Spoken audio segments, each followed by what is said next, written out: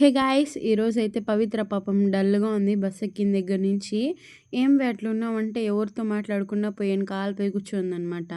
ఈరోజైతే మాకు college 5కంతా open చేసినారు. అదేంటది 5కంతా ఎవరైనా కాలేజ్ ఓపెన్ చేస్తారా అనుకోవద్దండి. ఎందుకంటే చిత్తూరులో మంచు అట్లుంది.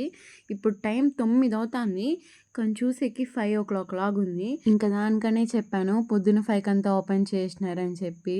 ఇంకా కాలేజ్‌కెళ్ళిపోయాం. కాలేజ్‌కెళ్ళి సాటర్‌డే అంటే మీకు తెలిసిందే వీకెండ్ ఎలా ఉంటుందో. దాని తర్వాత పవి దగ్గరికెళ్ళా. "ఎందుకలా డల్‌గా ఉన్నావు" అని చెప్పి అడిగితే, ఆ పిల్ల "నాకెవరితో మాట్లాడాలని లేదు" అనింది. ఆ పిల్లని తిట్టేసి నేనెళ్ళి లంచ్ చేసేసినాననమాట. దాని తర్వాత మాకు మధ్యాహ్నం నుంచి క్లబ్ యాక్టివిటీస్ ఉంటాయి కదా! సో, మా క్లబ్‌కైతే ఎళ్ళిపోయా. క్లబ్‌కెళ్తే మ్యామ్ ఏమో ఈరోజు లీవ్ తీసుకున్నారు. సో, నేను శ్రీత కలిసి పాటలింటా ఎంజాయ్ చేస్తాన్నాం. ఎంజాయ్ చేస్తా గమ్మునన్నా ఉన్నామా, అందరిని డిస్టర్బ్ చేస్తా ఉన్నాం ఏదో ఒక సౌండ్ చేసుకుంటా. ఇంక ఈవినింగ్ అయిపోయింది. సో, బస్ ఎక్కేసాం. ఇంక పవిని అడిగితే ఎందుకలా ఉన్నావు అనంటే, ప్రాంక్ చేస్తా అన్నా అనింది. ఇంక నాకు ఆ పిల్ల పైన వచ్చిన కోపానికి దాన్ని కుక్కని కొట్టినట్టు కొట్టాలనుకున్నా. దాని తర్వాత నిన్న చెప్పాను కదా! వీళ్ళిద్దరు నిన్న లేట్‌గా వచ్చారు బస్ అని. ఎందుకొచ్చారు అని అడుగుతా అంటే, రేపటి నుంచి మేము రాము అని చెప్పింది.